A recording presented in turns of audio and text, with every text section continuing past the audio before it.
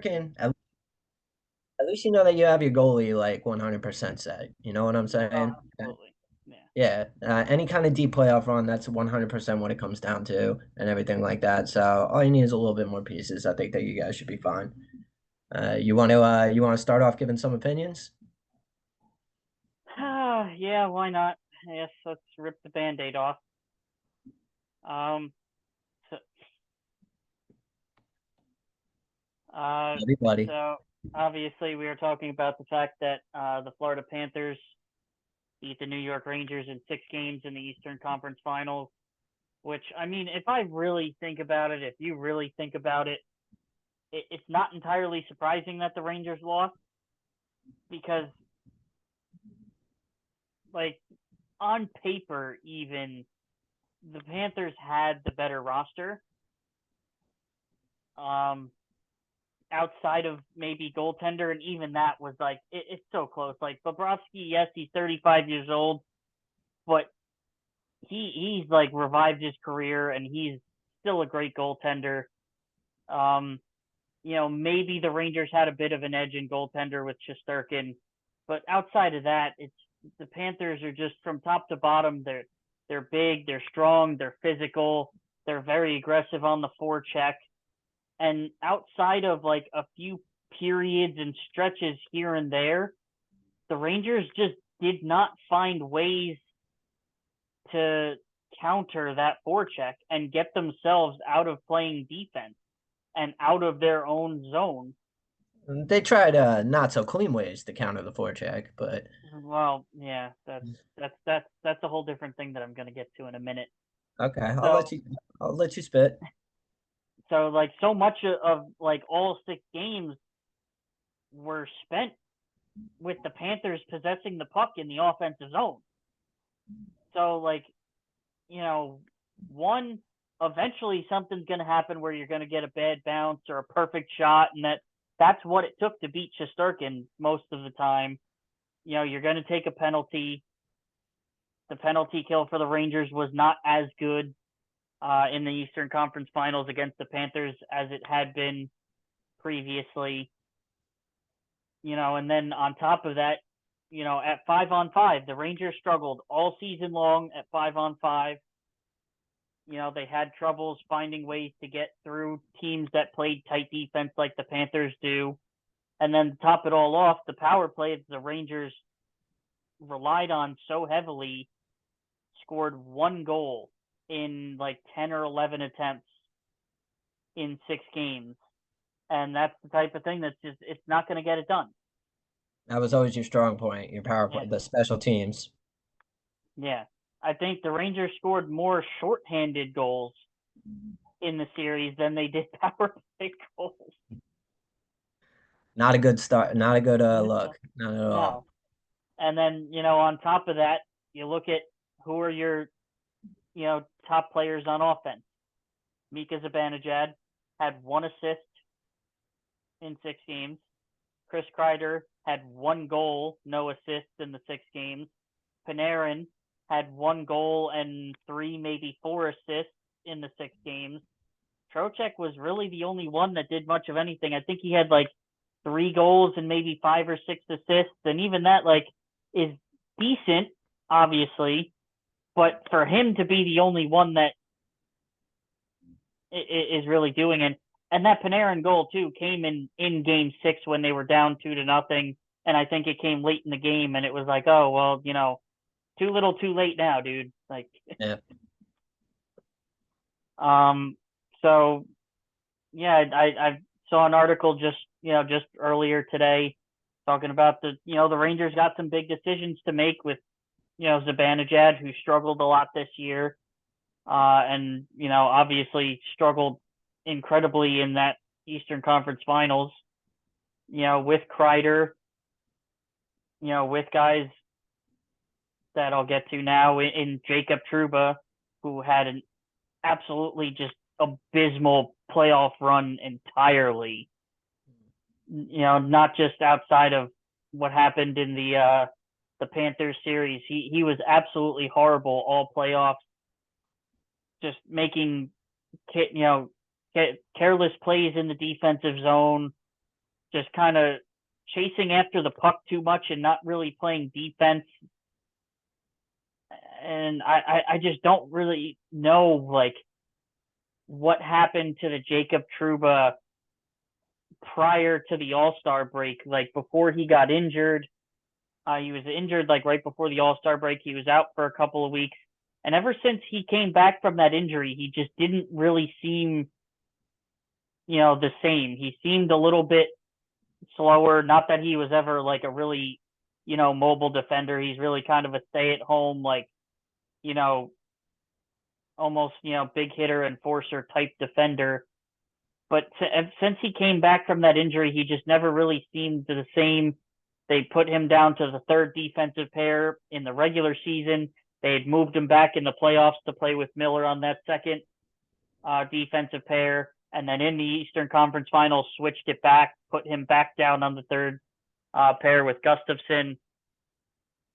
And he was really just kind of running around, looked kind of lost, didn't really seem like he knew what he was supposed to be doing, which was very strange. And then obviously there was, like I said, the penalties. He took 11 penalties in this playoff run for the Rangers, which, to put it into perspective, he led the entire playoffs in penalties. The next highest player had 8. Can't be doing that. Not as captain, for sure. You can't be doing that as the captain of your team. It's tough. And then obviously the two plays in particular, the one that he did hit the guy in the chin with an elbow, and the one that almost decapitated a man, dismantled a guy's jaw with an elbow. So I have no idea what happened to Trouba in these playoffs, but this is honestly like the worst I've ever seen him play since he got to the Rangers. Because I know he has the stigma of a lot of other coaches and players and teams and non-Rangers fans can't stand him because of the way he plays. And yes, he hits guys hard, but based on the rules, outside of these playoffs, up until now, he had always done it the right way. He never left his feet. The stick stayed on the ice. The elbow stayed tucked into it, into his midsection, and he would put his shoulder into a guy's chest. Never hit, above the shoulders, never hit anybody in the head or anything like that. So that's why it's so confusing as to why all of a sudden, I guess the first one was against the Hurricanes, right? Where he just completely charged like full steam ahead like a freight train. And obviously it took the replay for a lot of people to see like, oh shit, that elbow didn't fly up because he was going over the guy because the guy ducked or fell down, whatever it was. That elbow came up before he swung and missed. It was a hit job for sure. So, yeah, if that guy hadn't ducked or fell down, whichever one it was, yeah, his elbow would have connected with the guy's jaw and most likely sent him to the hospital. Yeah, and that's a suspension right there. And you can't, as captain, you cannot be doing that. No. Absolutely not. And then against the Panthers, Evan Rodriguez, he gets beat. And instead of, I don't know, trying to move his feet and maybe diving to make a play on the puck, he just kind of planted his right foot and lunged at Rodriguez. And I know after watching that play and during the intermission, one of the analysts was like, oh, you don't really know what he was doing. You don't think he would be trying to hit him with an elbow. Maybe he was trying to throw a forearm. It's like, okay, I could understand that. But at the same time, watching the play, there's a big difference between like, okay, maybe he was trying to hit him with his forearm and he hit him with his elbow. Right. As much as I want to try and defend the guy as a Rangers, it's kind of hard when you watch the replay. And it's like, yeah, there's a difference between lunging at him like this with a forearm and lunging at him like this, like he did with his elbow. Yeah. It's kind of hard to defend that. I mean, just on my side, obviously not, a guy that pays attention to the Rangers as often as you do, unless we're playing each other. I never really viewed Trouba as a guy that played dirty. I viewed him as a heavy hitter. I viewed him as an enforcer, like you said. And what an enforcer does is he kind of skirts the rules. He Yeah. dances on the line a lot and everything like that, but he always keeps it in the realm of legality, at least. Hmm. I don't know if I want to use that word, but it's always within the rules. You know what I'm saying? Once you Yeah. step over that line, you're entering Draymond Green territory. You know what I'm saying? And it's Yeah. just had he connected on that shot on that Carolina guy, like you said, it would have went to. But Chuba almost knocked himself out going into the Yeah. boards. Going into the He hit it board, with so much he speed. almost He was knocked getting some himself out. concussion. Yeah. Yeah, it was unbelievable. Like even as a Devils fan, if a Devil did that, I would not want that guy on my team. You can't be playing like that. You know what Yeah. I'm saying? Exactly. I don't know what happened to him this playoffs. I I really don't. have no idea. It's like a guy completely came out of nowhere. You were calling for a C yesterday. You still feel that way? I don't know. I mean, it's hard to say at this point because there's so much that goes into that outside of just the play that you see on the ice. There's a lot of things that go along with team chemistry and what goes on in the locker room that we obviously don't know about. And the reason I even thought about that is because I saw a reel on Instagram, which I actually saw that one again earlier today or yesterday. And when the guy mentioned it, and I was like, that does kind of make sense, but there's so much more that goes into it because that guy also was spitting a whole lot of hate about Trouba that I was just kind of like, all right, dude, like I think this guy needs to calm down a little bit because he's saying, oh, Trouba's the biggest hypocritical scumbag I've ever seen. He's the dirtiest player in the NHL. It's like, all right, dude, like I get that he was really bad in the playoffs, but just from watching the video, in my opinion, like I feel like that guy had some like extreme hatred for Jacob Trouba and maybe even the Rangers in general for whatever reason. But I would agree that I think the Rangers have to take a serious look at what happened here and think about some stuff and think about maybe potentially changing captains. But that's an obviously an incredibly tough decision. I'm sure a lot has to go into it, behind the scenes and in the locker room. But the guy he had mentioned and the guy that I told you about last night that could potentially be an option to replace Trouba as captain if if they stripped it of him or if maybe thoughts come and they decide, all right, we need to move on from Trouba and maybe they trade him, which is going to be very difficult because he's got a huge contract. And after everybody just watched what he did in the playoffs, what kind of team is really going to want him and how much would you be able to even get for him? Um, but the You're next guy definitely in selling at line, an all-time low. That's for sure. yeah.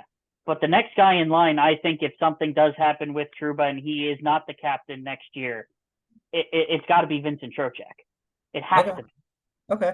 After seeing what he did in the regular season, how he stepped up to that second line, because he started as the third line center. They had Philip Hedl playing with Panarin and Lafreniere to start the season. Hedl went down early with the concussion thing and everything. Trocheck stepped right in, helped lead Panarin to career highs in goals, assists, points, and everything. Led Lafreniere to a massive career high with 28 goals.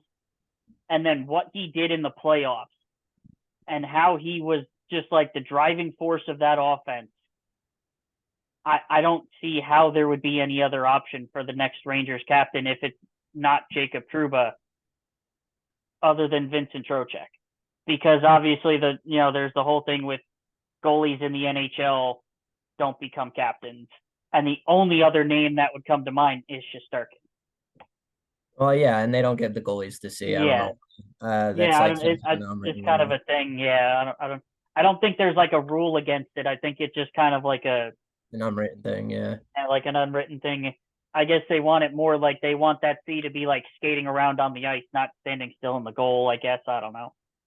Yeah, I guess. I mean, who has more ice time than the goalie? You know what I'm Yeah, saying? that's true. At the same time, you were talking to me, like I said, you had brought that up yesterday, how you wanted to rip the C off him and everything like that, and that got me thinking, like, who would be the new Rangers captain were that to happen. And obviously, we have no idea if it is going to happen or anything like that. It's pure speculation and everything. But Hmm. the one thing that I thought, just as an outsider, as a fan of a rival team, the first person that I picture when the Bleacher Report comes up and says you're playing the Rangers today is Zibanejad. Honestly, what do you think? Like, do you know anything about the chemistry there, or why he wouldn't be a go-to option? I mean, he's been there. He's been there for a while.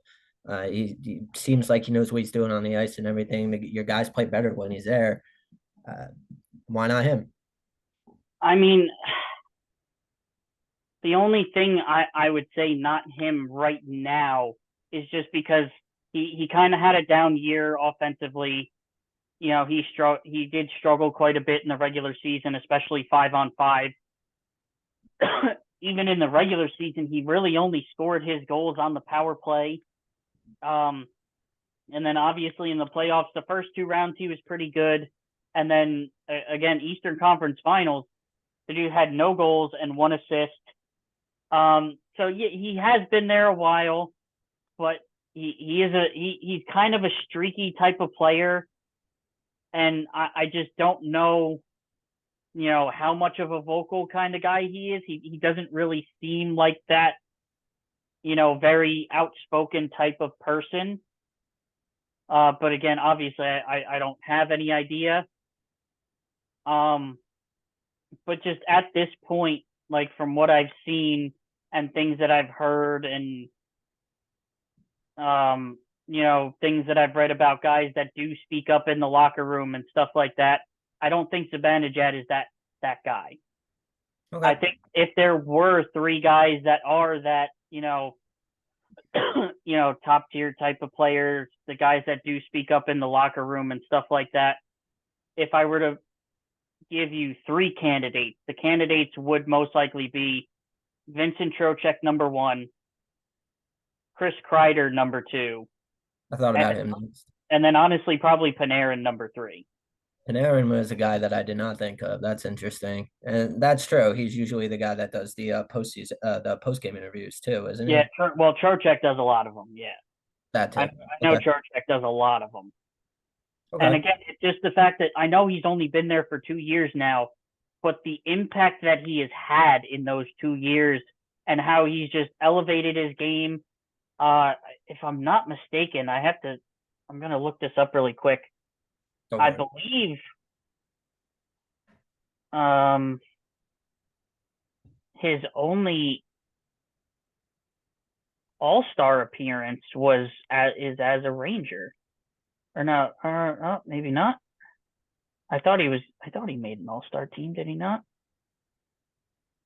Maybe not. Could have sworn he did. I mean, all star teams also aren't the only thing that qualify you for captaincy. Yeah.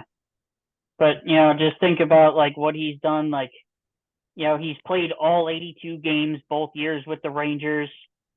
Um, he had a career high in points this year. He had a really good season last year. Uh, so he had his career high in assists. He had, two of his better years in, goal scoring. He had his second best year as far as plus minus goes. He doesn't get penalized very much. He's just such a good player. He was one of the best players as far as faceoffs go. He had his two best years in the faceoff dot as a Ranger in 2 seasons. So it's just like all these kind of things. And, as far as I've heard it, his he's got, the work ethic. He's just one of those guys that is there and really just kind of shows up to work, does what he has to do, works hard to get better and figure out ways, things that he has to do to help the team win. And I don't know. To me, it just kind of makes sense right now that it just seems like at this moment, Vincent Trocheck is the player on this team that best what's the word I'm looking for? Personifies the Rangers. Yeah, exactly. There you go. There you go. You also gotta. I feel like you're making it a little bit too stat based, whereas captaincy is a lot more about team chemistry, team leadership, that kind of thing. You were mentioning all stars before as a qualification for him. Bryce Salvador was our captain for a very long time. I don't think he made a single All Star game. So, it's a lot more about, the camaraderie, Yeah, who's the voice in that locker room and everything like that. And obviously that's something that you and I are never going to know. All yeah. right. I believe he is one. From some things I've read, I believe he is one of them. But again, I'm not entirely sure. The only thing I do know is as far as like when they're leaving the ice in between periods, he's one of the last ones off the ice. And that's important. Yeah, so That's important. it's usually him, and then the last two are Kreider and Zibanejad. Yeah. That's definitely important. A number one key. And unfortunately, you're stuck with Truba, though, who Yeah. looks to be I mean, probably not the main reason, but definitely a very large contributor as to why you guys are not playing in the Stanley Cup Finals. Mhm. Florida is, Yeah. and so is Edmonton as of yesterday. Edmonton. Yeah. They're recording this on Monday. You got a little finals preview for us? Uh, I don't know. I mean, that's going to be a tough series. I would have to say, based off of a couple very key things, in that, again, like I was speaking before about the Panthers, how just like suffocating they are on defense and how aggressive they are with that forecheck. And they're just very big and physical and they wear you down. I don't know that Edmonton is ready for that because they didn't face anybody anywhere near that type of team in the Western Conference. And the biggest thing and the biggest difference the Panthers are going to see facing the Oilers as opposed to the Rangers, they are by far, in a way, clear cut better than the Edmonton Oilers at goaltender. Yeah, for sure. Sergei Bobrovsky Stands by on his head. miles trumps any goaltender that the Oilers have. I think their starting goaltender is Stuart Skinner, and they benched him a couple times because he wasn't playing. So Bobrovsky trumps the Oilers in goaltending by miles. Miles and miles. Yes.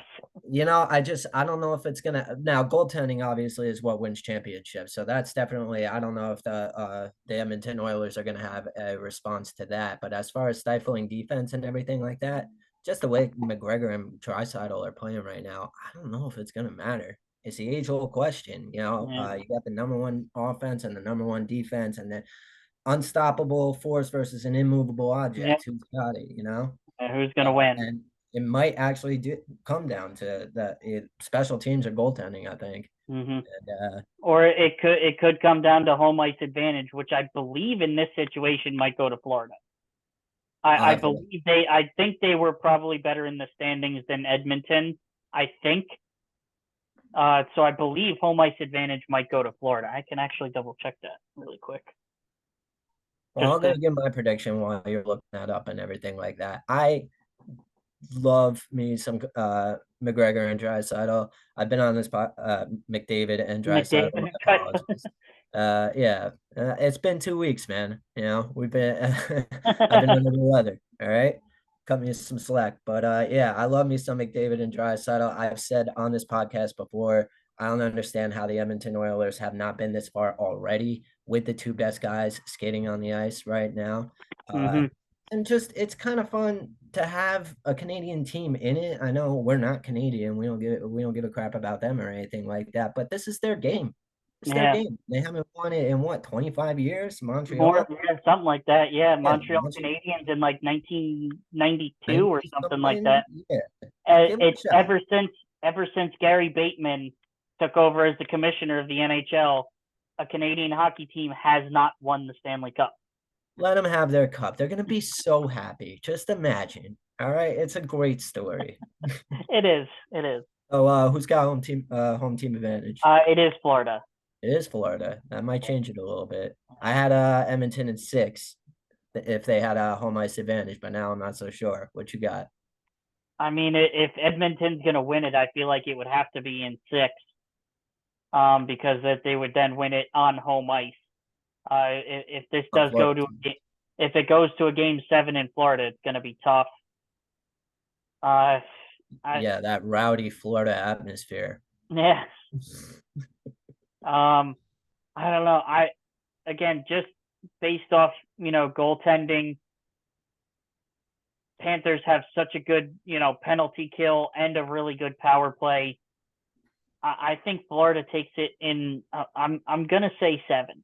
I'm gonna say it's gonna go 7 games, but I would give the slight edge to the Florida Panthers. Man, I hope we do get 7. That would just be the perfect cap off to what's been like such an amazing Yeah, playoffs for this hockey. yeah the hockey playoffs this year might be one of the best we've seen in a little while. And just the FOMO of just missing out on this, man. It's Like, finally popular. It's finally in the yeah, mainstream. Everybody's enjoying it. We're getting great series. yeah. And yeah, it would just be the perfect cap off. Like pretty much outside of the first round series of the Rangers sweeping the Capitals, almost every series has gone like 5 or 6 games. They've all been exciting, very like back and forth, very competitive. But yeah, it's been very exciting. For sure, man. I for one can't wait. Game one just when? Saturday, June 8th. Saturday. Interesting. Okay, so that'll give us plenty to talk about on Sunday when we record next. Yes. We are going back to a weekly schedule. We Mm-hmm. missed last week. I was really, really just crushingly under the weather. Like I was on my deathbed a little bit there. I'm exaggerating because I just hate being sick. I probably just had the flu or something like that. Like it wasn't even really that bad, probably, but I felt like I was dying. So Yeah, well, I did a little bit last week too because I was hungover, but that's my own fault. yeah, well, I wish I was hungover. I mean, that's an easy fix. It's pork roll, egg, and cheese and a monster rehab, man, and I'm good to go. But no, no, it was not that. I wish it was that. And you know what's funny? I actually got sick on Monday, uh, which was my birthday. I was Yeah. celebrating on Sunday, the day before, with my brothers and everything like that. So I woke up and I actually thought I was hungover. And I was just going through like a really massive hangover. No, Yeah. no. No. No, it was not that, unfortunately.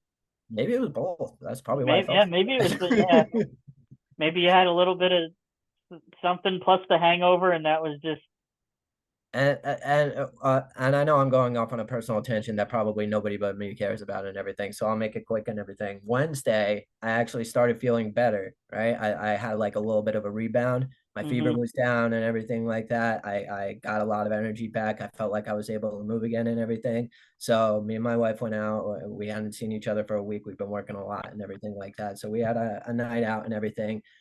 Drank.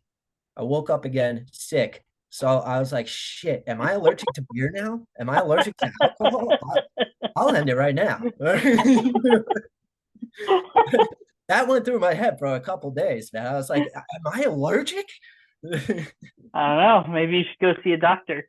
No, I'm not. I drank on Saturday, so I'm Uh, good. Hey, I drank on Saturday too. Cheers. Woo. But no, yeah. So NHL finals gonna be great. Can't wait to talk about it with you on Saturday when game one completes. Mm-hmm. We have another finals that we have to talk Yes. about. At a later date, I'll talk about what I think the Rangers need to do in the off season because there's. Actually, no, we can do that right now if you want. You want to touch in on it. I would love to Yeah, hear. I'll just give it a quick. We can go into more detail about this stuff later, but it goes back to the trade deadline. What the Rangers did not do at the trade deadline, what they have to do this offseason, if they're going to keep this core together and keep Zibanejad, keep Kreider, and all those guys, they need a top 6 forward to play with Kreider and Zibanejad. Because Roslovic was not the answer, at least not right now, not in the playoffs. He got demoted off of that 4th line. He was playing on the 3rd line. So I don't know what the answer is for them. If maybe come next training camp they give Roslovic another chance. Give him the summer to maybe spend some time with Kreider and Zibanejad, work out with them, do stuff like that. Maybe give them another shot, see if it clicks then after they've had more time to get to know each other and build some chemistry. They threw Hedel in there. in the playoffs. I don't know if maybe that could be an option if they go out and get somebody, or if maybe they look internally to, their top prospect in Brennan Osman or something like that. Maybe in training camp or something, give one of the young kids a shot and see if it clicks. I don't know, but that they have to address that right wing spot on that line with Kreider and Zibanejad. Defensively, I think they're good. They have some depth. If Gustafson leaves because he's a free agent, you do have Zach Jones that played really well in his chances last year. So I think he's going to be ready to take a spot next year. Obviously, they put together Keandre Miller and Braden Schneider in the playoffs. And at the end of the regular season, they played great together. So I think that's their new second defensive pair. You have Fox and Lindgren. Fox didn't play very well in the playoffs, but from what I heard, he was playing with some kind of leg injury. So they said he was basically playing on one leg for the whole playoffs. So I'm not worried about him, obviously. And the only other big one is Trouba going to still be there? Is he going to rebound next year and get his head together and figure things out? But yeah, It was a bad playoff run for him, but has he done this? But was it a bad season overall? And are you willing to stick with him? Who's that, Trouba? No, it wasn't. Like I said, it wasn't a bad season up until I think it was like the end of January. He got hurt. He was out for a couple weeks. And then once he came back, it is when things kind of got a little funky for him. And then it just kind of carried over and got even worse in the playoffs. So hopefully maybe now he can take the summer, he can take the off season to just collect himself and figure out whatever the hell went wrong or what was wrong and hopefully come back next year and be back to the Trouba that is a reliable defenseman. He's not an all-star, not a star, but he's a reliable defenseman. There you go. So we're working on forward, top six forward, you said, right? Mm-hmm. Absolutely. 100%. And then you'll be right back in the Stanley Cup Finals, right? Hopefully, we'll see. I mean, with a goaltender like Shesterkin, anything's possible. Yeah, I gotta give Shesterkin his due, man. I've said it before. I think honestly, this is the best Rangers goaltender I've ever seen. Better than Richter, better than King Nothing. He's been incredible. Yeah, because the biggest thing is Lundqvist was a great goaltender, but the thing that Shesterkin has that Lundqvist never did, he's incredible at handling the puck. That was always the biggest flaw with Henrik Lundqvist. He was never good at handling the puck. He was great in net. He would make, incredible saves, but he was never very good handling the puck. Shesterkin, I feel like if you stuck him out on a fourth line, he could be a forward. The dude knows how to handle the puck. That's incredible. To have that kind of stick handling skills in net, it's got to be absolutely valuable. Because the thing is, they talk about this all the time, and he's done it once or twice. At the end of games, if the Rangers are up by 1 or 2, and a team pulls their goalie, those teams have to watch out for Shesterkin because he's taking shots at that empty net if he gets a chance. He's done it before, and he's come very close. I don't think he has any career goals yet, but he's taken shots and he's come pretty close a few times. Yeah, I mean, Martin Brodeur stand for life. I could tell you exactly how much a stick handling goaltender really is. And it's helped a couple. It's helped at times on the power play sometimes too. Teams will dump the puck, go to make a change, but Shesterkin got it and he dipped the pass up the ice and it is tape to tape. It's incredible.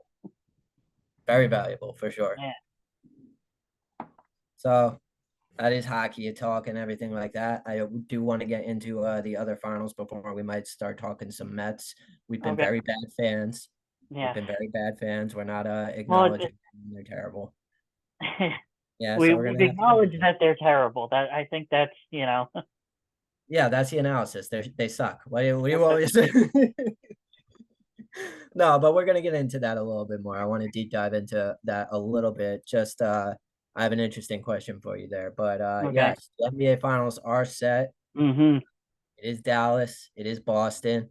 The Boston Buzzsaw, I told you, will run through the Eastern Conference pretty much unopposed, and that's exactly what happened. Now, granted, a lot of those teams were very, very injured, Yeah. but I mean, what you can't even really hate Boston for it. What are they supposed to do? They can't pick who's in front of them. You know what they're saying? You know what I'm True. saying? Got to be True. who's there. You the Pacers, man, that whole series was a joke, and I Yeah. don't think I they mean, the had Pacers didn't really belong there in the first place. Their best player, Tyrese Halliburton, got hurt. Like, that. Yeah, what do you expect? The yeah, only exactly. reason that the Pacers got there because they played the Bucks without Giannis, without Dame, without Middleton, and then they played the Knicks, who in that series, OG Anunoby got hurt, Josh Hart got hurt, Jalen Brunson got hurt, and And Julius Randle was already hurt. yeah, I was gonna say, and not only Like, that, obviously, aside from Anunoby and Josh Hart and Brunson, they're already playing backups. They're a 7-man team coming yeah. into this I playoffs. guess, and You know what I'm plus, saying? I think Bogdanovich and like one of their other bench players were hurt. Yeah, by the time that seventh game came around, after Brunson got hurt, the Knicks had like five healthy players. Yeah, that's what I'm saying. Yeah, at the very end of that game, at the very end of that Pacers Knicks series and everything like that, thank God the Pacers won because I do not think that they would be able to field the Knicks would have been able to field a healthy lineup. I don't I think they, they they had they would have had like four healthy guys going into game one against Boston. It would yeah, have been well, call up a bunch of G League guys. Like, what's Spike Lee doing? Can he still dribble? Like, what's going on? Let's call in a favor or something. I think yeah. that's what they were working at. On Isaiah Hey, Hartenstein. Jeremy Lin, can you still dribble a basketball? We need players. Like, Hey, why not at that point? What's he doing? hey, He's hey, playing in Hong Kong somewhere. hey, Mello, what's up? You want to You come play in the Eastern Conference? loved it here. Remember how cool Yeah. it was? Well, we're good now. No, but the Boston Buzzsaw did run ramshot through the Eastern Mm-hmm. Conference side of They the did. tournament. Pretty much exactly as I expected. What I did not expect, even though I did call this, I actually did say it was going to be Boston versus Dallas, if you remember. I don't, but that doesn't mean anything. The reason why I do remember is because you asked me a very pointed question afterwards when I said it was going to be Boston Dallas. You said, well, Dallas is going to have to run through OKC. And I said, oh, we'll see what we get. Because I love me my Thunder, but I'm never gonna bet against them or anything like that. But hey, that's exactly what happened. Nah. And here we are. And Dallas absolutely shut up everybody that was talking about the Minnesota Timberwolves, everybody that was talking about Anthony Edwards. Karl Anthony Towns, I have no idea what happened to him in that Western Conference Finals. Karl Anthony Towns and Rudy Gobert is the fakest 3-time. It blows me away that Rudy Gobert is a 3-time Defensive Player of the Year. Yeah. He's fake. Is the fakest defensive. It's just like, well, it's an offensive game, so like, yeah, he's pretty good. Let's just give it to him. Yeah. Every Well, single. that's the thing. Rudy Gobert is very good at protecting the rim and playing defense in the post, but he cannot play perimeter defense. To save his life, he got cooked by Luka. He Luka got was put openly he got shit put talking this on a guy. turntable and spun out onto a dance floor.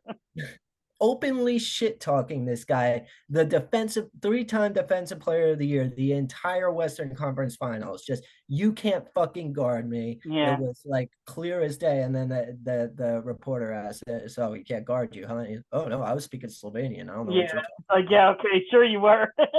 Luka's hilarious, man. I love that guy. He's really Just like fun. the whole time when like people talk shit to him, he's like, oh, I didn't understand what they said. He would tell that, oh, I don't understand English. I don't speak English. And then in the reports, he's speaking perfect English. Luka's a funny guy, man. I He don't is. know. All the clips I see of him, just I like him more and more every time I see more of him. Yeah. And you know, the finals, it comes down to what I called it for and everything. I think they're probably it's gonna go Boston in 6. I like that. I think it sounds right. I don't think that Luka definitely deserves one here, but I don't think that they're exactly ready. They just started gelling. He just started gelling with Kyrie Irving and everything like that. Kyrie Irving's due for a big meltdown soon. I would hope so. At this point, I mean, this is our last chance for a Kyrie meltdown. So Yeah. hoping and praying.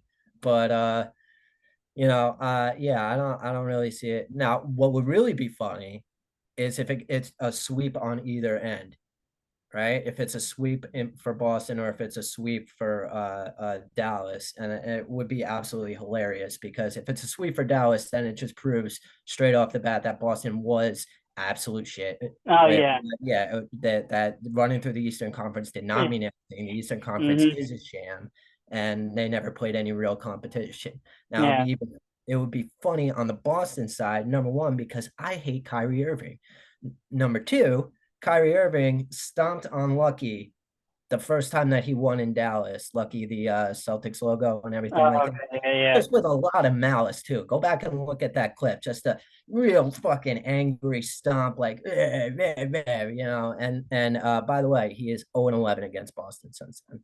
Ah, So the curse of mm. Lucky would be absolutely hilarious. It couldn't have happened to a better guy in Kyrie Irving if he is cursed.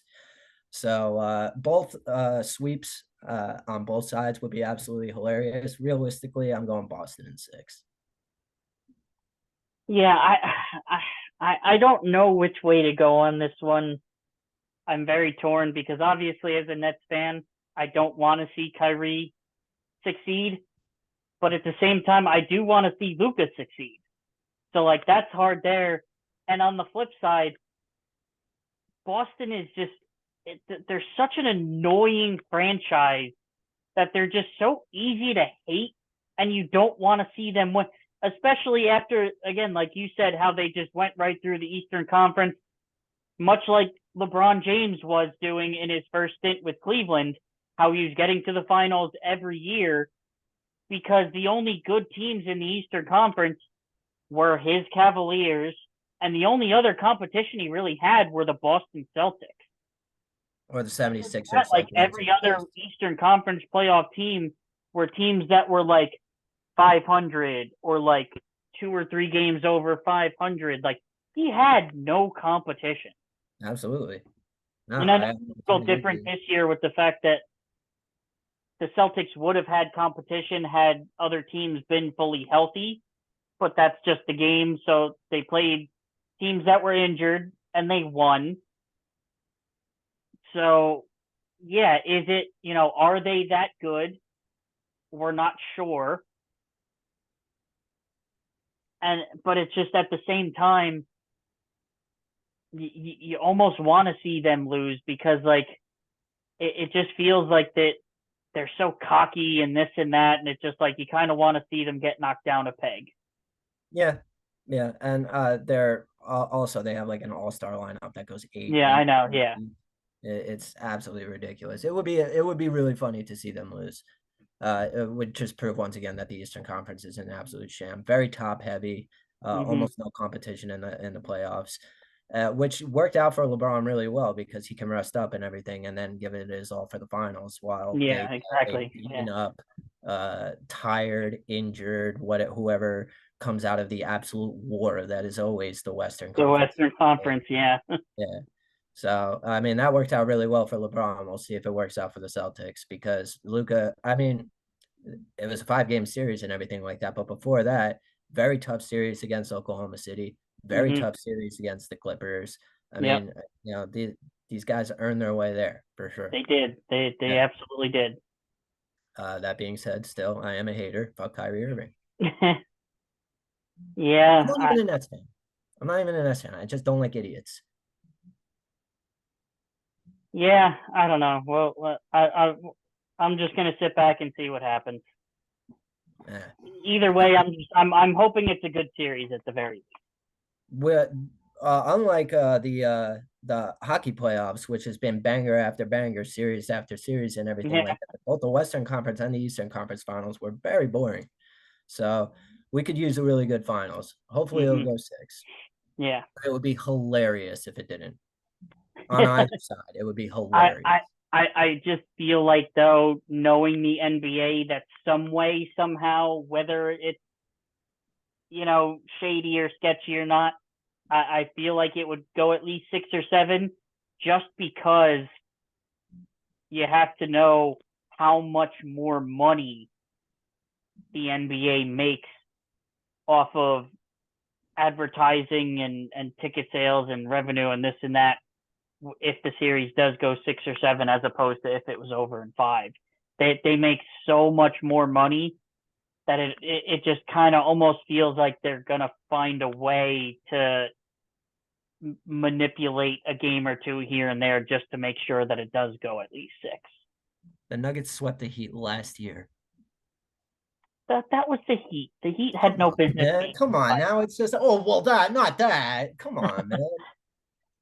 Ah, I hate the manipulation thing that you always do. Oh, it's manipulated, everything like that. It's not manipulated. It's bad refereeing. It happens. which could be manipulation. You don't know. Yeah, well, I mean, is Angel Hernandez betting on games or something like that? Like, I No, mean, he's retired now. yeah, well, thank God for that and everything like that. But what I'm saying is bad refereeing, bad umpiring, whatever you want to call it, and it's in every sport. True. But it's more prevalent in the NBA than anywhere else. I don't know if it's more prevalent. I just think that it's so much more like it's about the spectacle of it. It's much more Yeah. showman related that there are guys kind of acting on flops and everything like that. So like, oh well, maybe other people are acting, like you're opening the door, I think, a little bit more. You're inviting criticism a little bit more easier than you would in, I don't know, baseball or football or something like I mean, that, which is all plenty of people already do it. that one referee got caught, dude, in the 90s. It's It over. was the 2000s, actually. Okay, the 2000s. It was 20 years ago. Come on, man. Nobody's come out since. You never know. It's like the faking the moon landing and everything like that. Do you know how many people you would have to get to shut up about this? Thousands, tens of thousands, perhaps. Okay, that's all I'm saying. You're not keeping tens of thousands of people quiet. One of those idiots are going to talk. I promise you. No, the moon landing was real. It's just the No, picture but that that's what I'm saying. It's the the picture equivalent that of they said website. were the first steps were not the first steps because they had to set the flag up first. Right. That's all. That's all that was. No, yeah, I understand that, but I'm And saying they're it's like, "Oh, why is the equivalent flag to hanging if saying, there's no wind on the moon?" Yeah, because they put a little wire up there to make sure that the flag was actually up instead right, of laying limp. right. I want to be perfectly clear. I believe that we landed on the moon. Yeah. Okay. The only thing is that they set up the flag to make sure it would actually stay up with like a wire or something like Yeah, that. That's the, all. the flag wasn't made out of like fabric or anything like Yeah, that. It's gonna yeah, just right down, right? exactly. Yeah. Made out of some alloy metal. I don't know. I'm not a fucking Like I scientist. said, or they had like a little piece of wire or something that they attached to make sure that it hung up. I don't know. You know? Exactly. I'm not a scientist. Get over it. We landed there. Yeah. Bob our We Mets, bud. I well, obviously we haven't talked about them in a while. We have mentioned a few times that they suck, which they have been for most of the season, and it's kind of a mystery because they have good players. I don't think the manager Carlos Mendoza has really done anything wrong. It's just kind of a mystery of these guys for whatever reason just aren't performing up to up to their potential. It's maddening. We are in every single game, and it's not Yeah, Mendoza's fault. We have good managers. We have good players. We have guys that are performing and everything like that. We are in every single game, and that is just the most frustrating part. All I right, know. honestly, let it be over by the third. That way I can go on and do my own shit and everything like that. And I don't gotta sit there for two and a Yeah. half hours and Until then the get my heart beat. eighth or ninth inning and watch them blow another Yeah, save. exactly. We're up I, 4-2, I, and then the yeah, ninth inning comes, and now, oh, we lost 5-4. Cool. yeah, Again, exactly. Again, I'm I've seen things all over Instagram like today and yesterday. I think about like 6 times or something over the last month since the beginning of May. The Mets have taken a lead into or past the seventh inning and lost the game. yeah. I am looking at possibly, in my experience, one of the least clutch teams I've ever seen in my ever Yeah, rooted for, at least in my entire life. They are anti-clutch. It's absolutely it's unbelievable. It really is.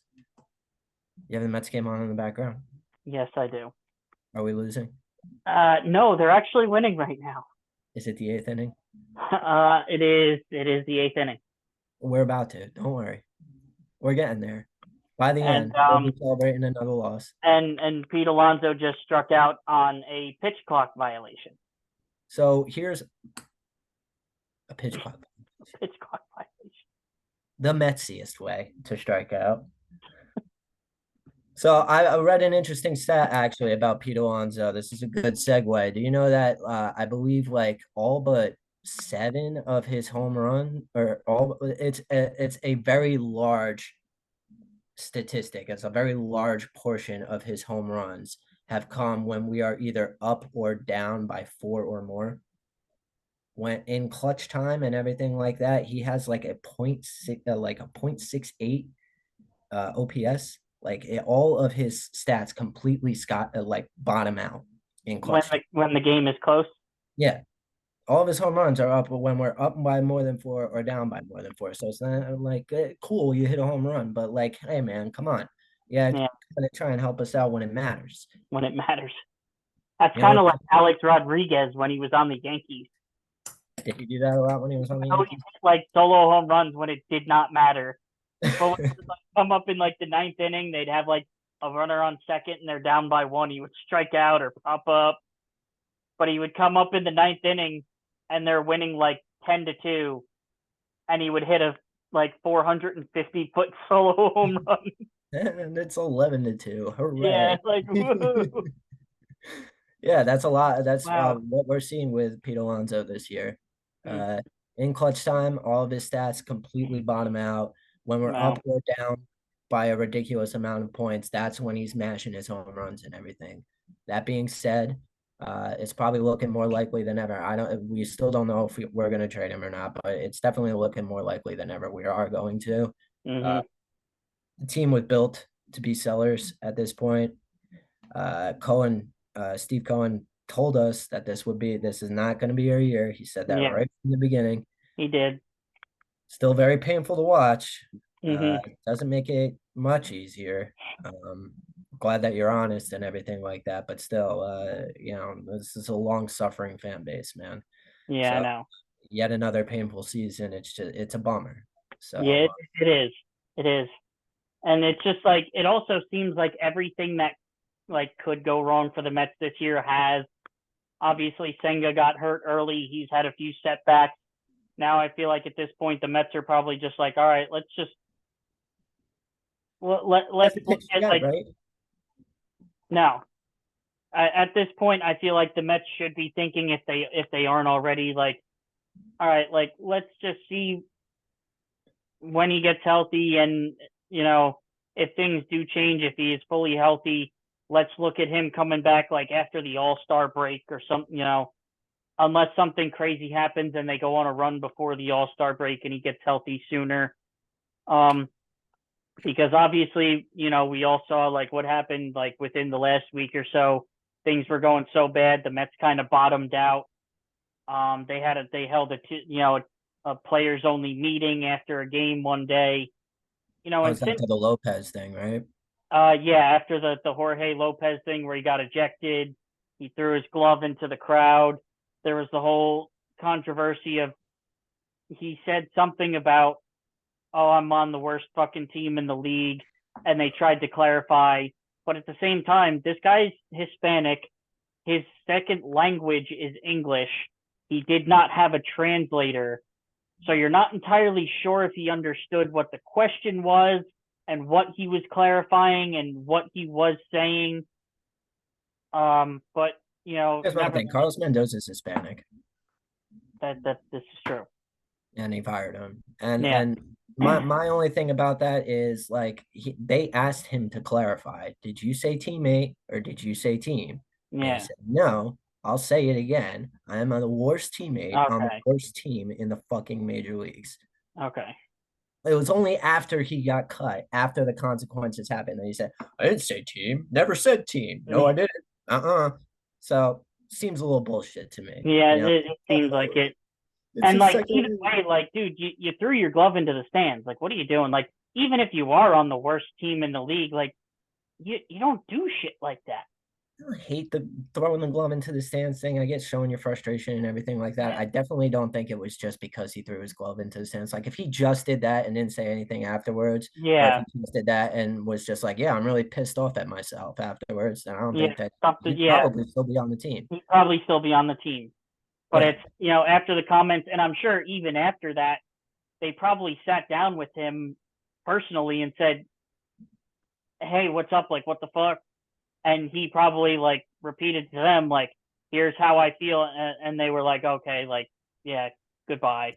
And this is why I'm not leaning towards feeling sympathetic for Lopez, because if this was solely a lost in translation thing, he'd probably still be on the team right now. Yeah. No, it's not even that. Carlos Mendoza is Hispanic. Carlos Mendoza has a pretty thick accent. Okay, I'm not hating. I've never actually heard him talk. Like, obviously, you can tell Carlos Mendoza, like that's a pretty Hispanic name. And if you look at him, you can kind of tell, like, oh, the dude, he's pretty tan or whatever. He's got a thick accent, and you can understand it's a lot clearer than Lopez's, granted, okay? But you could definitely understand everything that he's saying clearly, but it's definitely got that thick Mexican accent, all right? But so what I'm saying is if it was solely a lost in translation thing, the one person who would understand, I feel like, is Carlos Mendoza. Would be the manager, Carlos Mendoza. Yeah. So, and actually, again, like I said, I'm sure Mendoza sat him down in the office after that and was like, what was that? And they probably had a conversation between themselves. And then Mendoza felt that it was like, okay, yeah, no, we need to get this guy out of here. Yeah, I'm fine with it. Yeah, let him kick rocks. Because I mean, the worst team. We're playing like the worst team. But record-wise, they're not actually the worst team. It's a league with the Chicago White Sox in it. Come on. Yeah, yeah, this is true. 100+ losses they're projected for right now. Yeah, and nevertheless, since that happened, since the Mets had the players-only meeting, they have been playing a little bit better. They won the first 2 games against the Diamondbacks. The second 2 didn't go very well. But again, we thought at the beginning of the season the Mets were potentially a 500 ball club. So that Arizona Diamondback series kind of went the way you thought it would. They won 2, they played well, and then they lost 2, not playing very well. And, now they're playing, again, Diamondbacks not a very good team this year, but, it's a give and take. And now they're currently playing the Nationals in the bottom of the 8th. They are winning. Let's see if they can actually hold a lead this time. Wouldn't that be something nice? Not having to waste our entire night watching a Mets game. Yeah, but, Lindor's been hitting better. Nimmo's been hitting a little better. Harrison Bader's been pretty good this year. JD Martinez has been good this year. They recalled Mark Vientos from AAA and sent Brett Beatty down. Mark Vientos, since he's come up, the dude's hitting like 330. Yeah. Right now. He just hit another 400-something foot home run tonight. Vientos definitely has earned his spot over Beatty. He's earned his spot. He is hitting the cover off the friggin' ball right now. He really has been. And as much as I wanted Beatty to improve, as much as I want Beatty to be our starting third baseman going forward and everything like that, you got to give it to Vientos. You really do. He's absolutely earned his spot there. And it's not because, we're bombing out and everything like that and selling and hoping to finish with a terrible record and everything like that.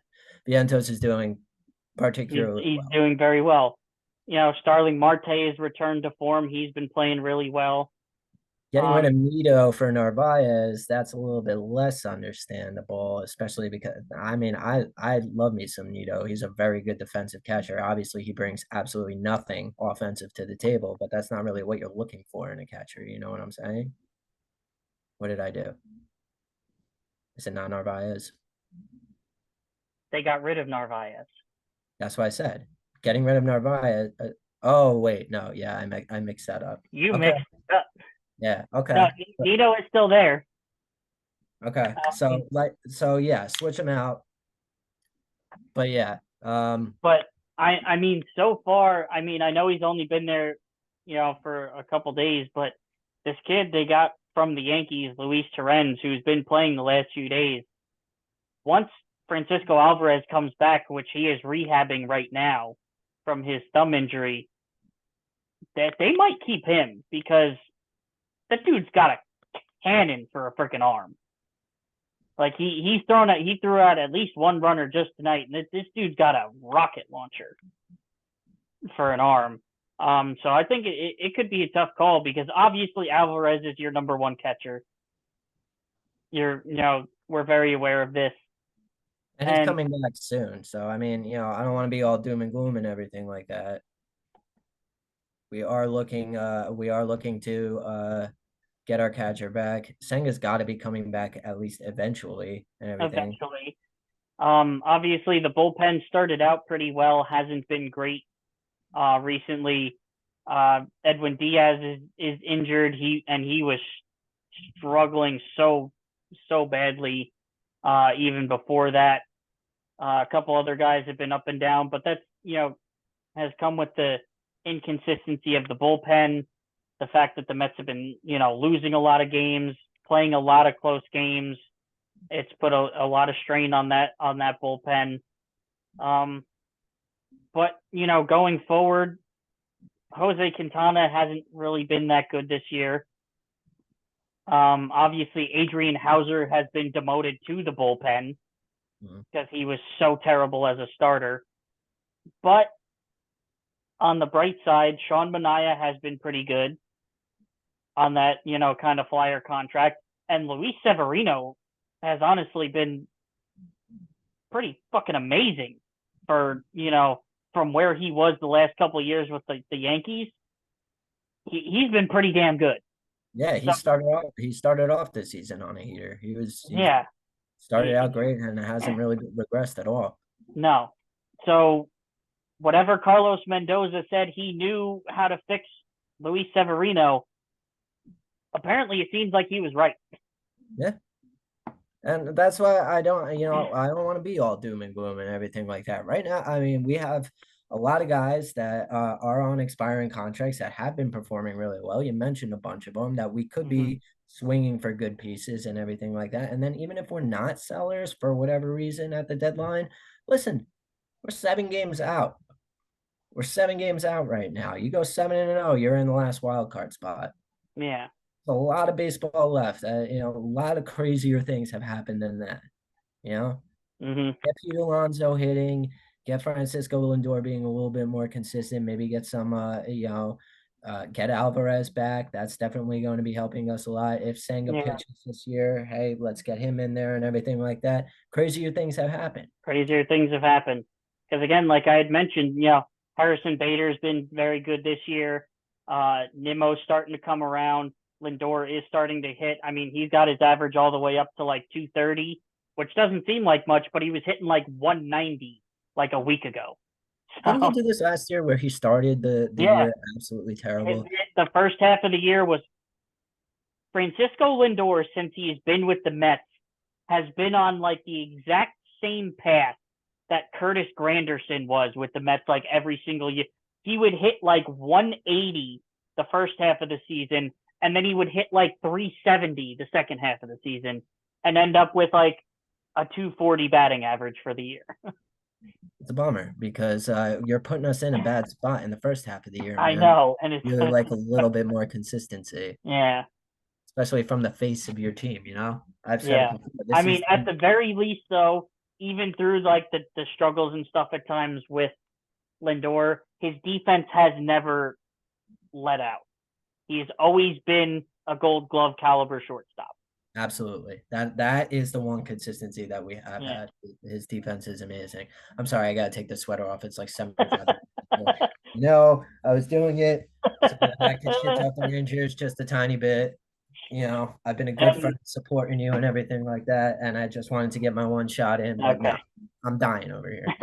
So. And honestly, the other thing I will say about Lindor that I do like is it seems like he has stepped up and kind of and grown a little bit as a leader and kind of become that guy that is stepping up and doing his part to kind of try and keep things in line, as opposed to just kind of being the like passive type of leader that he was in the past.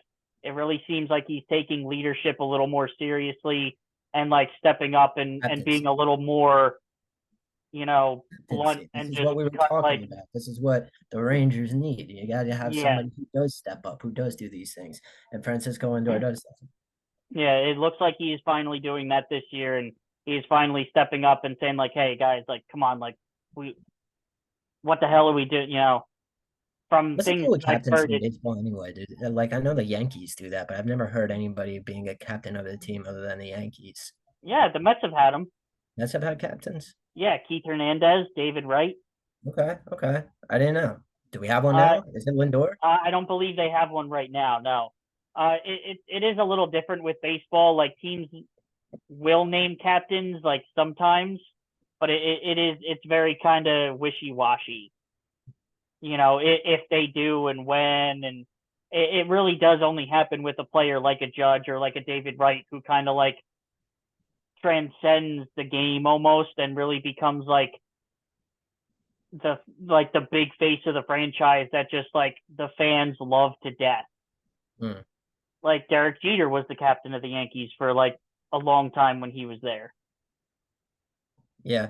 And like the big difference obviously too is they don't put the C on the jersey. I think Keith Hernandez might have done that like for like 1 year when he was there, but they generally don't put like the little C patch on the guy's jersey. It's just I don't think Derek Jeter or Aaron Judge. I don't think I've ever seen a C there.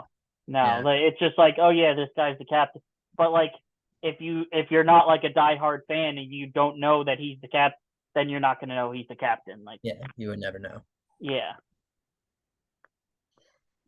So who do you have Pete going to? Obviously, it's going to be an AL team. We're not going to trade him in conference. Yeah, I don't know if they do trade him.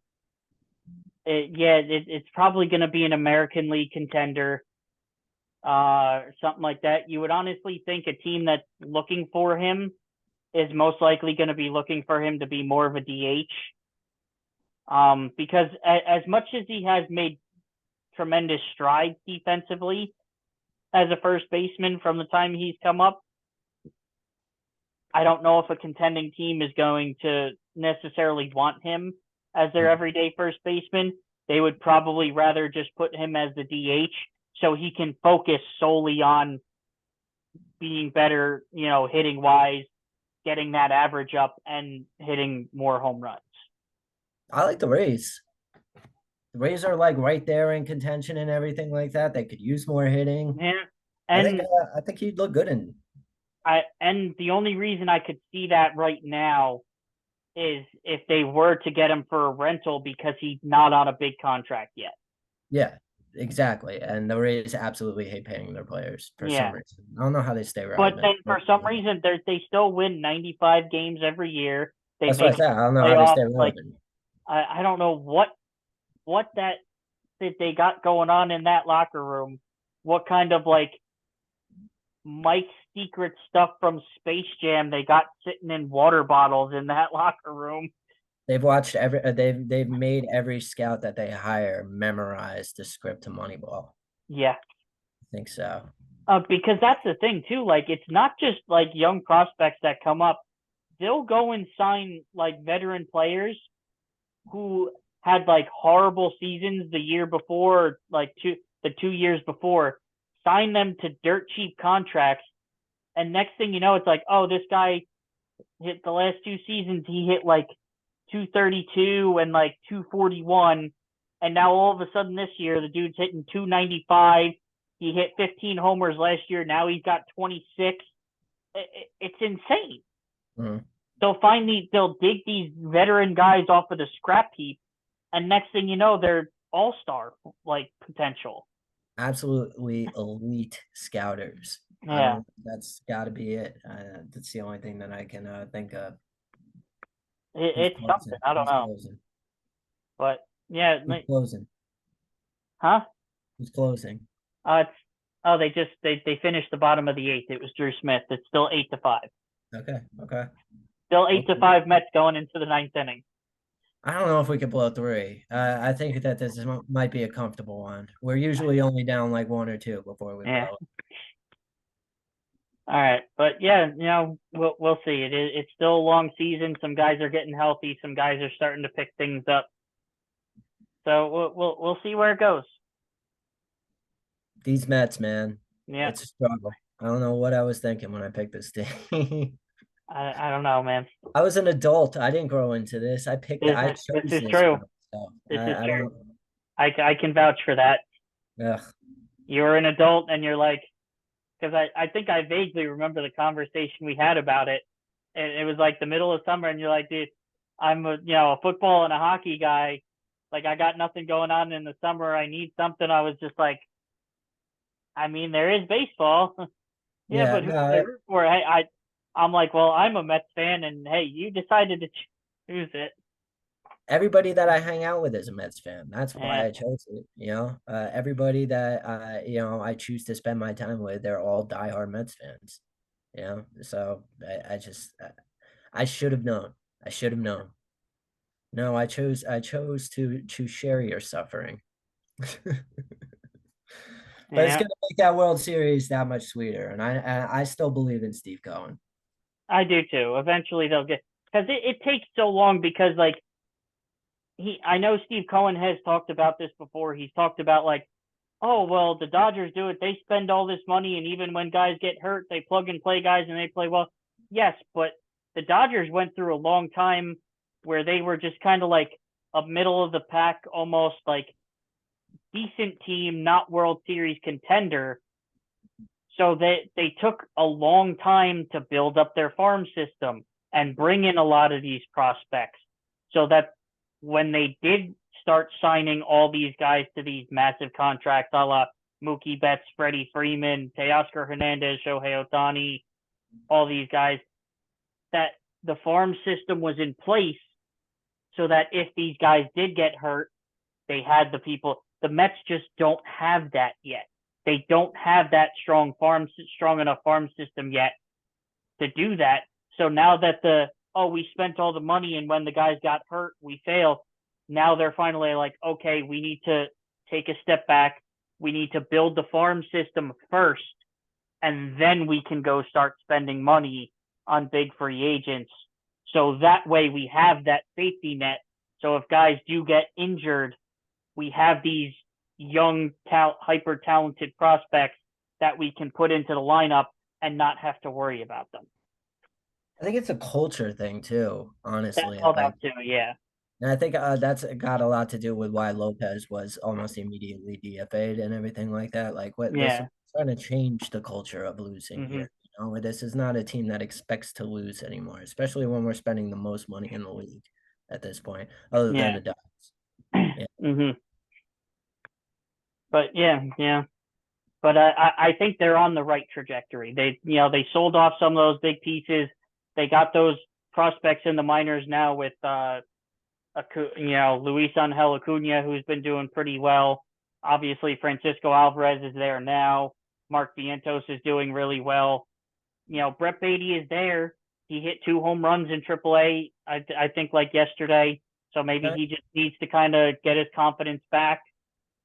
You got the kid from Houston, Drew Gilbert, who I think might be hurt right now, but he's a big time prospect. They got Jet Williams, the shortstop, who I think could potentially be like a second baseman of the future, or a Yeah, third, or or a third, sweet trade piece. yeah, or a trade piece, or whatever. And I'm just thinking Acuna, because we also have Francisco Lindor, we also have Brandon Nimmo, we have mm-hmm, Vientos and Beatty already battling it out in yeah. for third base. And the So big thing with Acuna too, I know they have Bader right now, but he's just kind of a stopgap. they have Acuna playing center field in the minors. So Mm. that's hey, if he can hit and he turns into a good defensive center fielder, I know he doesn't have the size, but I'm guessing he's got the speed for it. So, Sure. if that works out there, all the better. I think at this point, the biggest thing the Mets need to work on is pitching prospects. I think Yeah. that their weakest point of depth in the minors is pitching. Which is a shame because thank God that Severino worked out, because Yeah, without Senga and everything like that, our rotation would be looking pretty grim. pretty grim. Yeah. Because like I said, Manaya's been okay, but he's been a little inconsistent. Hauser got demoted to the bullpen. Tyler McGill just came back from injury. He had a decent start today. I think they have David Peterson pitching tomorrow. He's been hurt. I think that's going to be his first start of the season, but he's been abysmal the last couple of years. So you have no idea what you're getting out of him. Probably more abysmal. Yeah. I mean, let's hope not, because he's shown flashes in the past of being a good pitcher. Yeah, but that was always in the bullpen, wasn't it? No.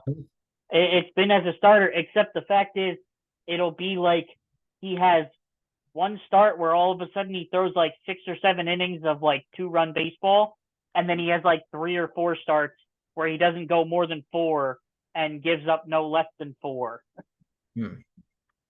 It's just been extremely inconsistent. Like he'll have that like one random like all-star caliber start, and then like 4 or 5 in a row of, oh, this guy sucks.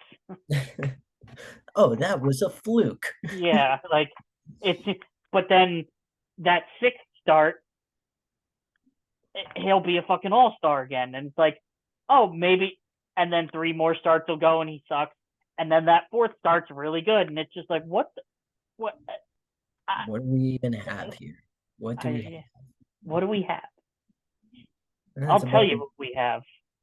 I'll tell you what we have. Tell me.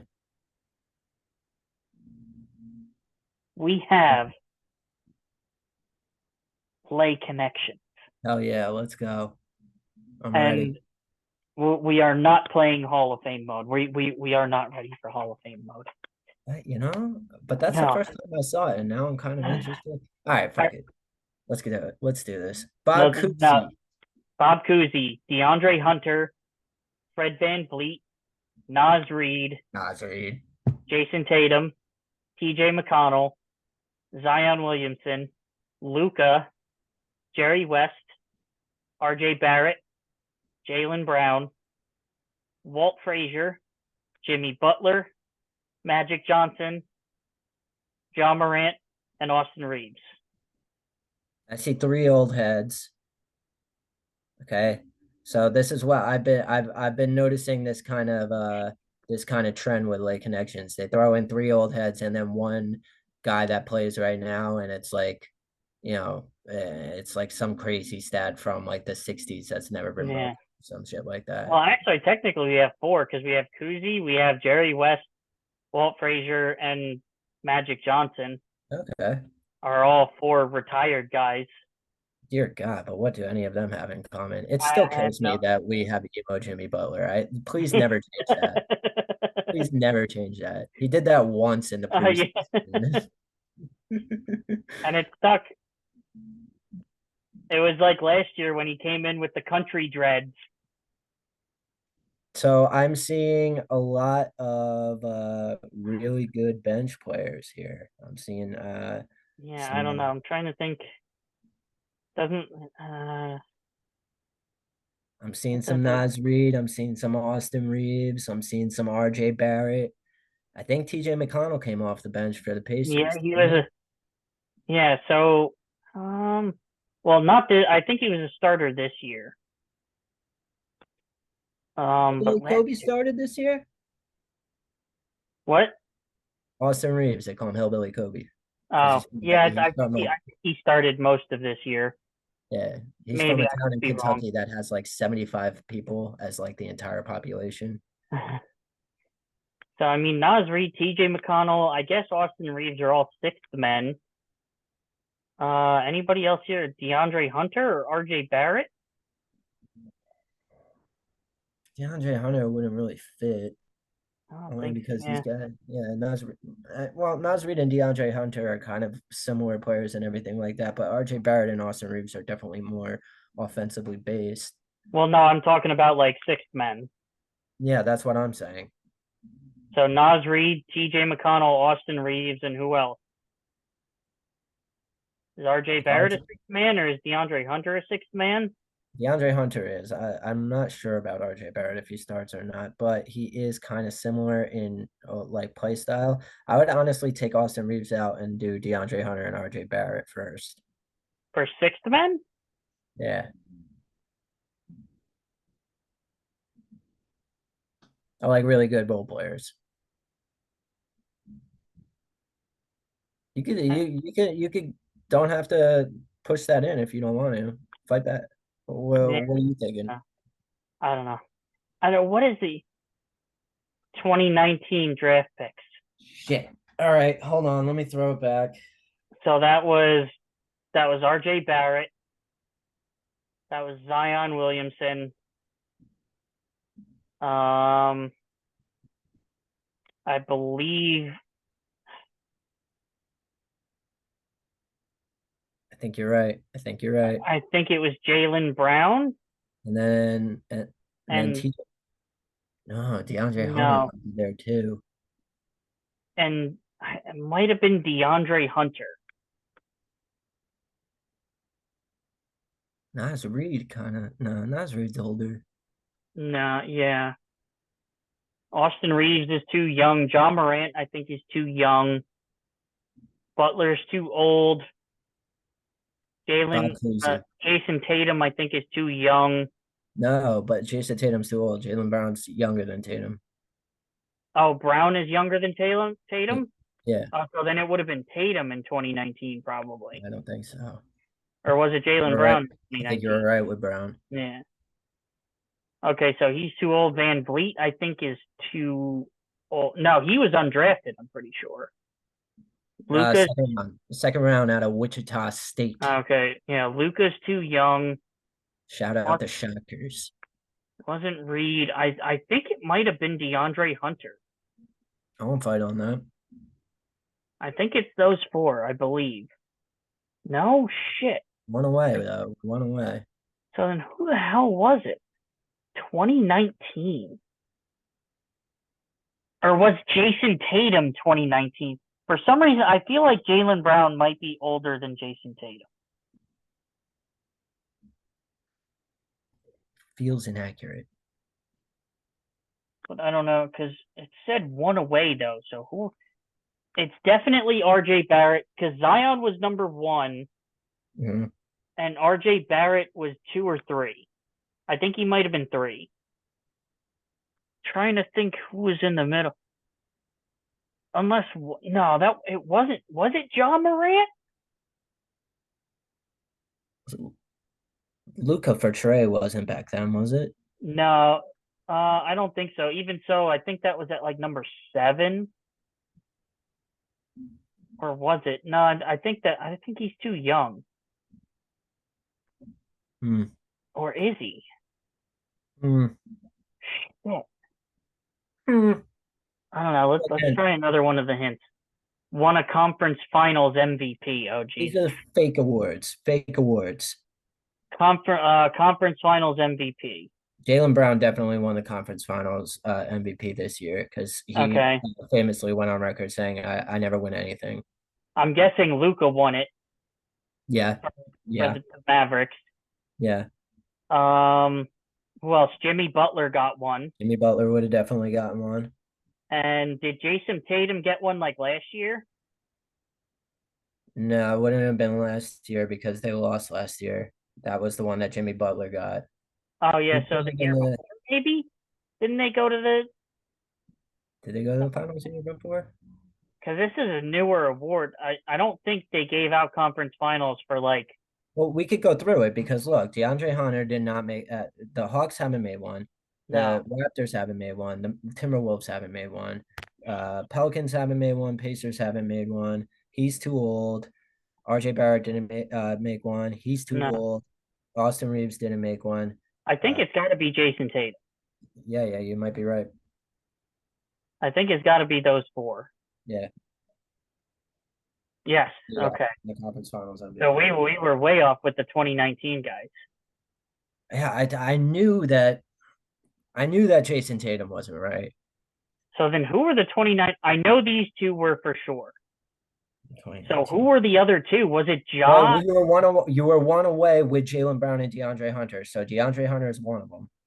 And was it Ja Morant? I thought he was like 2021. Yeah, I could have sworn he What about Nas Reed? was Maybe he he's like, that high of a draft pick? yeah. I don't know. All right, let's try the next hint then. Active Active undrafted. undrafted players. You might be right about Van Vliet. I might be wrong about the second round thing. I think Van Vliet was undrafted. I know he's undrafted. Nas Reed, Nas Reed. Oh, is Nas Reed undrafted? possibly. And I think it might be these four are the undrafted. No, that doesn't make sense. No, it would have to It has because to. it said active. Yeah, it has to. Obviously, it's got to be those four. Yeah.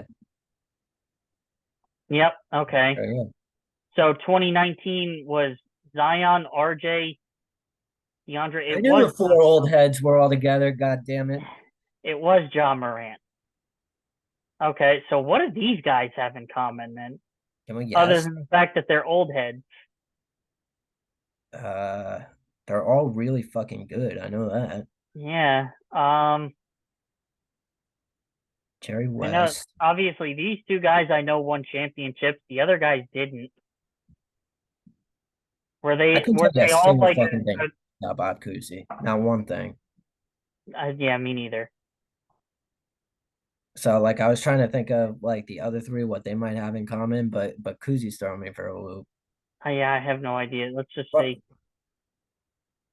Most assists in a finals game. Oh, okay. yeah, sure, whatever. Well, if you say so. I Want to mean, do yesterday's?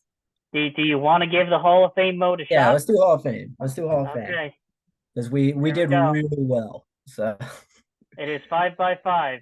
Find the groups of five, 5 five, players that share similarities. find groups of five Each players. board is designed to trick you. Guess with caution.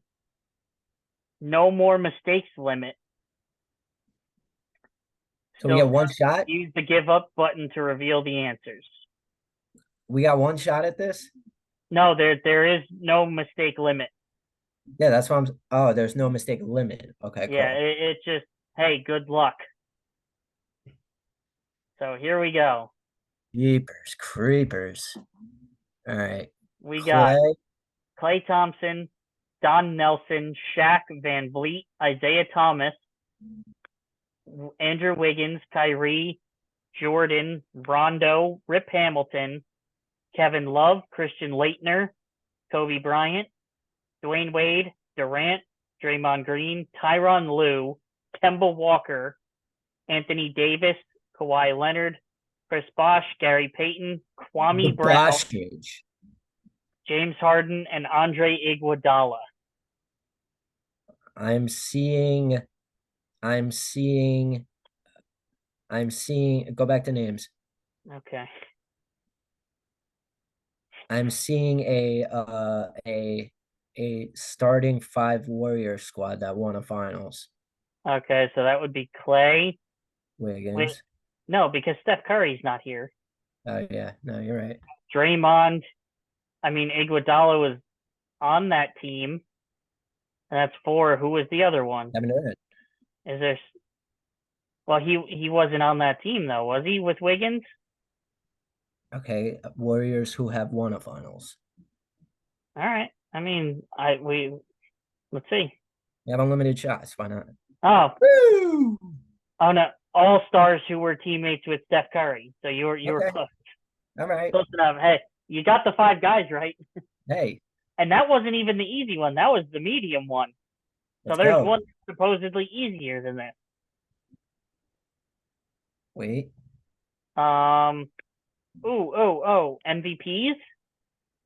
Shaq, Kobe, Harden, Jordan, And I don't know Dwayne who else Wade, has won an MVP. Kawhi Leonard, Dwayne Wade. Wait, has Kawhi won one? I don't think so. Not an MVP. Has Dwayne Wade's won an MVP? He's in the Hall of Fame. He's had to have had one. I don't know that Isaiah Thomas ever did, or even Gary Payton. I mean, we could try it and see if those guys won MVPs. No, nope, nothing. All right, hold on, I'm seeing something. Kevin Love, Rajon Rondo, Shaquille O'Neal. Hold on. Kyrie Irving, Chris Bosh, guys who play with LeBron. This is true. Nope, not that. Because Dwayne Wade did too, damn it. Yeah, he did. All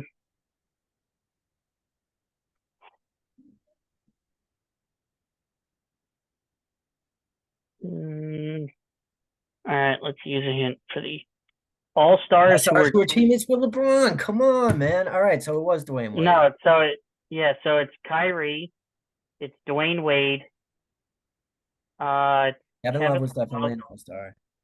Jack, And the and Bosh Bosh. chick. Yeah. Oh no, wait, Anthony Davis too. So take out Love for Davis then. Oh no, what? Not Shaq. What am I doing? Or Shaq? I know Shaq has been a teammate with LeBron. So take out Kevin Love and put in Anthony Davis. Yeah.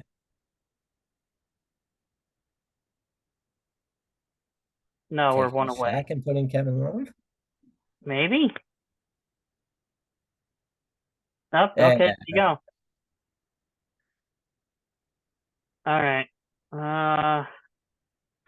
Jesus, what the hell else do we have here? Okay. All right. 1, I see. 2, 3, 4, and 5. All guys who have won a Finals MVP. Ooh. Yeah. Maybe. No. Damn it. Sounded good. KD would have been in there. Christian Leitner's kind of throwing me off on this one. So is whoever the hell Don Nelson is. He's an old head from the Celtics. Oh, and that's not the same Isaiah Thomas. No, that's his son. That's what threw me off. Right. Okay. So then Tyronn Lue. Any of these other guys won a Finals MVP? Because those 4 definitely did. I don't think Gary Payton ever did. I don't know if he ever won a championship. Oh no, he did with the Heat, but that was with Dwayne Wade. So he wouldn't have won Finals MVP there. Unless maybe Don Nelson won one. Yeah, who the fuck is he? Yeah, let's see. Maybe. Nope. That's not it then. Yeah. And reveal the hint. Played for the Wizards in 01-02. Oh, Jesus Christ. Jordan. So that's Jordan. Who else was on that team? I mean, okay, so guys we can scratch off are these 3. That guy wasn't him. I think Rip Hamilton was there. So I would think, yeah, Rip Hamilton probably was. I think Tyronn Lue probably was. It would make sense for the era, I guess. And the only other 2 that would make sense are Kwame Brown and Christian Laettner. I actually know that Kwame Brown was there. I remember seeing the background. That's the process of elimination of the rest of these guys definitely weren't. Yeah. All right, go for it. Bam Bam. We got this Hall of Fame mode. We're crushing this. All right. The hell do we have next?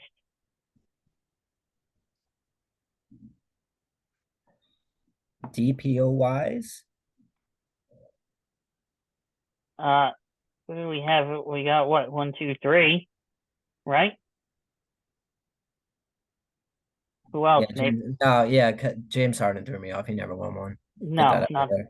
Yeah. no chance. He don't play defense unless it's against Kawhi Leonard on his own team. Um, Hmm. I mean, these three guys have played for the Lakers at some point in their career. I don't know if anybody else did. Played in LA. Oh yeah, you have 1, 2, 3, 4, 5. Played in LA. Nope, that's Meh, not it. meh. Um,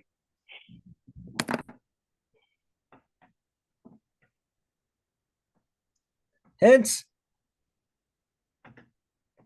all right, hint it is.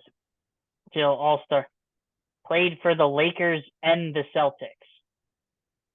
All right, so we got 1, 2. throw in old head. Throw in old head. I think he played for both, didn't he? I know he played for the Celtics. I don't know if he played for the Lakers. I feel like it's got to be him because obviously we know Van Vliet hasn't, he hasn't, and he hasn't, and Okay. he hasn't. So process of elimination has to be Him Isaiah and Gary. Thomas and Gary Payton because Kemba Walker never did. Right. Hey, All right. So wait. what do we have Kawhi here? Leonard, Kobe Bryant. Kobe Bryant, Kemba Walker, Fred Van Vliet, and James Harden. What the hell could these guys possibly have in common? Did they go like no? Because Fred Van Vliet, didn't we just say that he was undrafted? So that can't be anything about the draft. Steals leaders.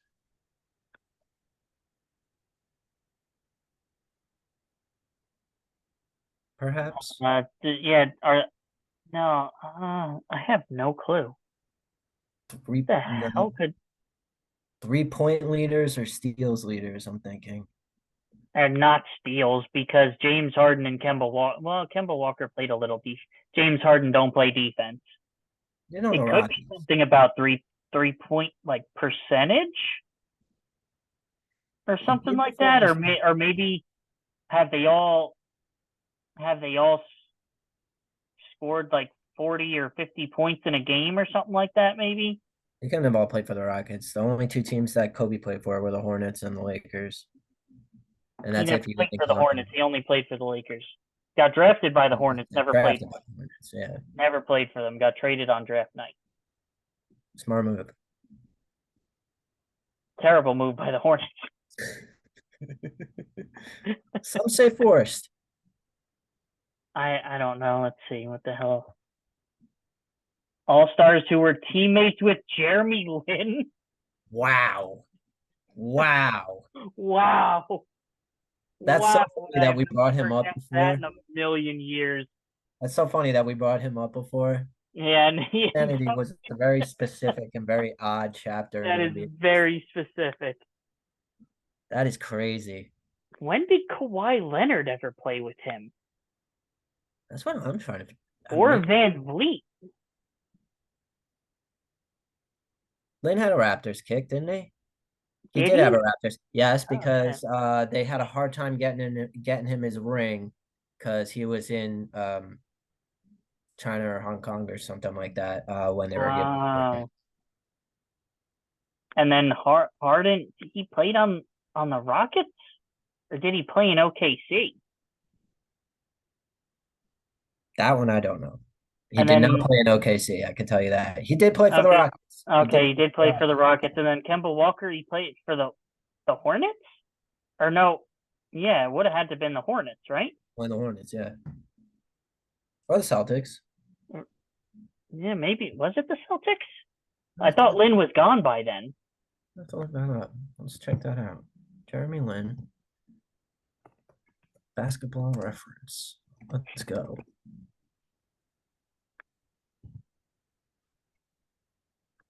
Jeremy Lin played for every team, apparently. The Warriors, the Knicks, the Rockets, the Lakers, the Hornets, the Nets, the Oh, so Hawks, it would have been the Hornets then, the probably. Hawks, and then the Raptors. And then the Beijing Ducks. The Beijing Ducks.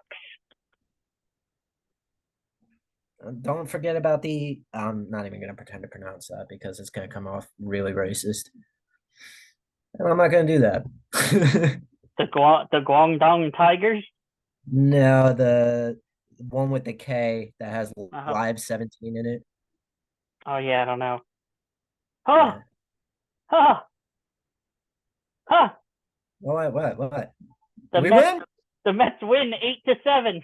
Woo! We didn't. Oh, we came close. We They really almost. wanted to. They almost gave it up. We really wanted to.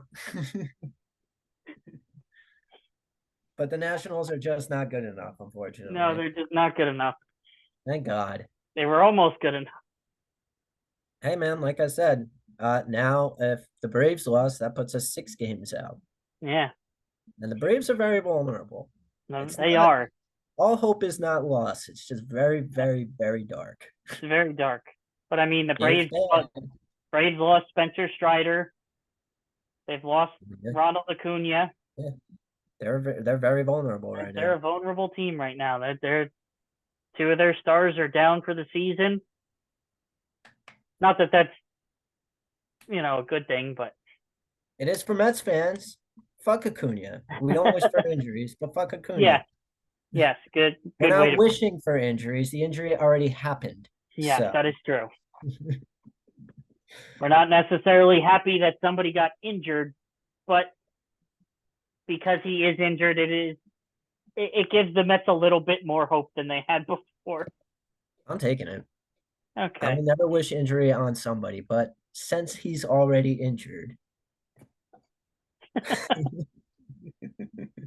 So what do you got for us next week? What are we gonna talk about? What do we got Game for one of next both week? Oh, we finals, can talk about the Stanley Cup final. We can the talk NBA about the finals. NBA finals.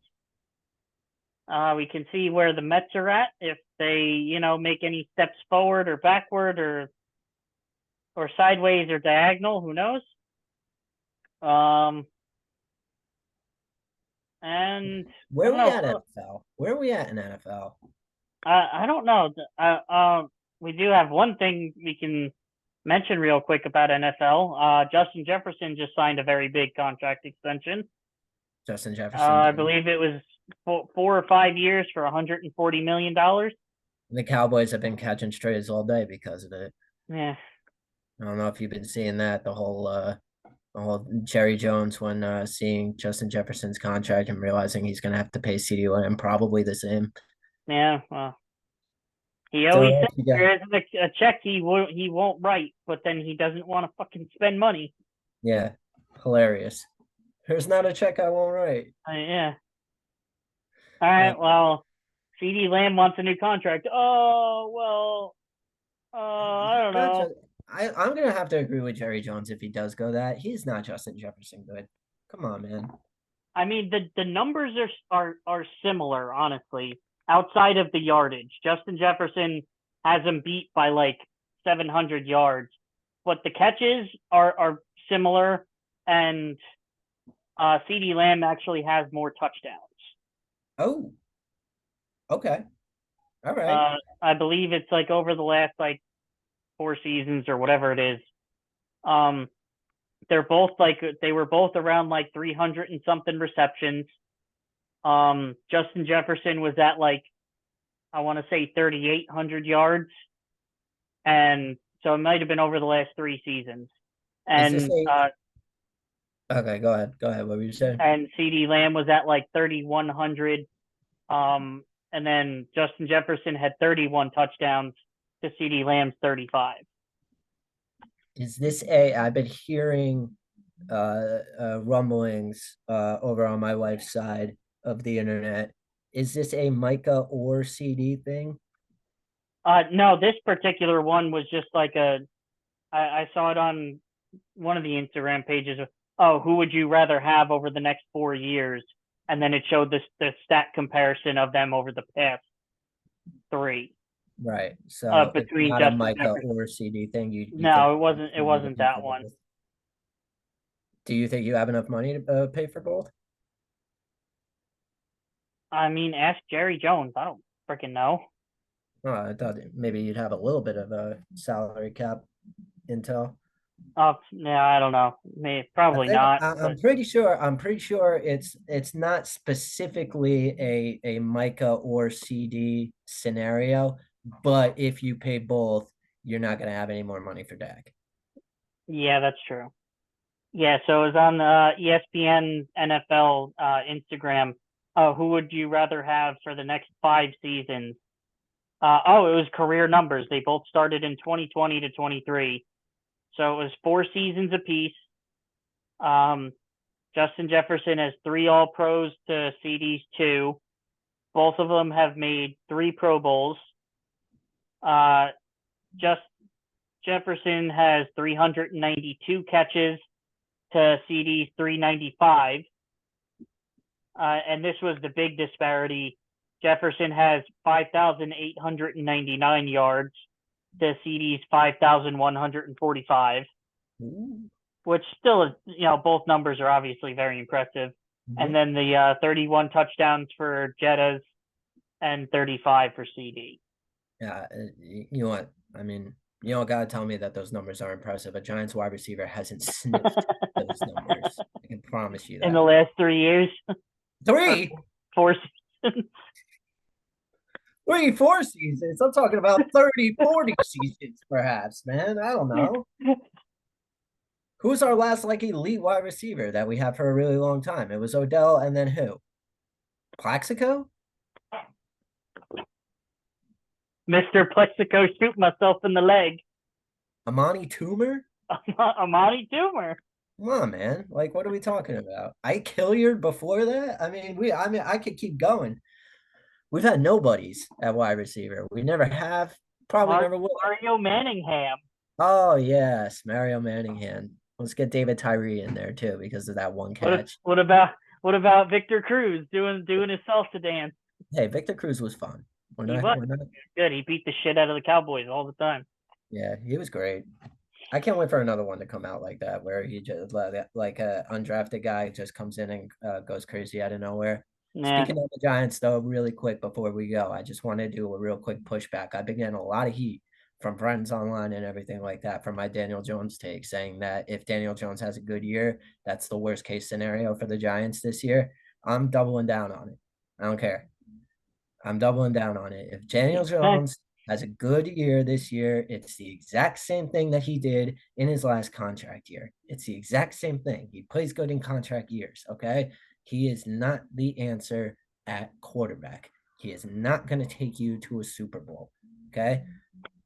Also, if you have an all 22 of Hall of Famers, and then you throw Daniel Jones in there, yeah, he could probably trip, stumble, and fall his way into a Super Bowl win. Beyond that, no other team has that. Daniel Jones is not taking any team to the Super Bowl. It's time to move on. Let's suck. Let's get it over with, and let's push forward with somebody new. It's over. It's over. And on that, all of our information will be somewhere around here, I guess, right? Down there. Right on the bottom. Those are all our tags. Follow us. Instagram, YouTube, Facebook, Threads.